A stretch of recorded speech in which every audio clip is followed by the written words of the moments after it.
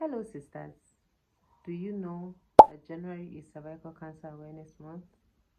And as we come to the end of this month, let's share a couple of things together, shall we? Do you know that cervical cancer is the most common cancer of the female genital tract? And do you know that in Nigeria, cervical cancer is the third leading cause of death in women from the ages of 15 to 44? Do you also know that cervical cancer can be 100% preventable and can be very much curable?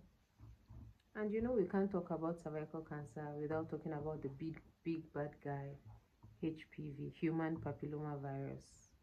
Now, human papilloma virus has different strains. It has strain 6, 11, it has 16, 18, 31, 33, 36, and so on. And which ones are the main culprits when it comes to cervical cancer? It is 16, 18, and 31, 33. Now, most individuals who are sexually active will be exposed to human papilloma virus at one point or the other in their lives. But the good thing is that when you have a very solid immune system, it's able to deal with this when you're exposed to it once or twice. But when you have high-risk individuals who are exposed to it more often than none, and you have a situation where you have persistent exposure to HPV, then there is a problem. You become a high-risk individual. So, sisters, as a woman, what should you do and what do you need to know about cervical cancer and HPV? The first thing you need to know is that all children from the ages of 9, both girls and boys, can be vaccinated against HPV, especially the strains that are culprits in causing cervical cancer. That is strain 16 and 18. Of course, they also cover certain other diseases that are caused by HPV, but especially those ones. And these vaccines target the strains of HPV that cause at least 70% of the cervical cancer cases that we have. Any other individual, like an adult who is not yet sexually active, can also take the HPV vaccine.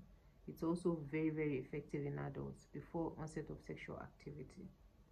2, for individuals who are already sexually active, the next best thing you can do is to do your pap smear. This should be done every 2 years or as requested by your healthcare provider. So you should go to the hospital and request for a pap smear, and you'll be taken care of from there on. 3, another thing that you can do, and for both men and women, is to do an HPV DNA testing. This will help you know that if you have an active infection, it will help you know if you have a persistent infection. And this can help you realize your risk of having cervical cancer in the future. 4, the next thing you want to ensure is to be more proactive in your social life. That is, you do not want to be a high-risk individual. Who are the people that will be considered high-risk individuals? These are people who have multiple male sexual partners, because I don't know if you know, but HPV is primarily transmitted from men. Individuals who engage with transgenerational or transactional sexual intercourse with multiple people. The problem with this is that your multiple male sexual partners may also have multiple other sexual partners. It is in the woman's body where it becomes a pathology, it becomes pathogenic.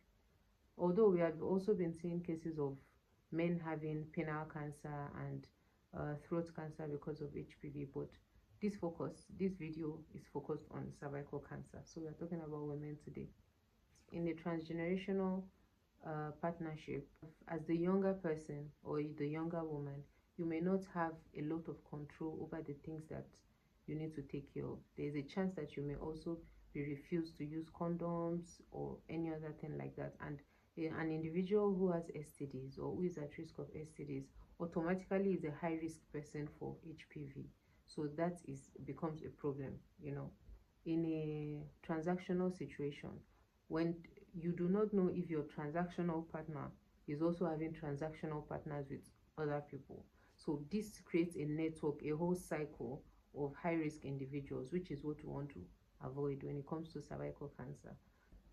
Bye guys, see you in the next one. I hope you enjoyed this video. Share it with somebody who may benefit from it.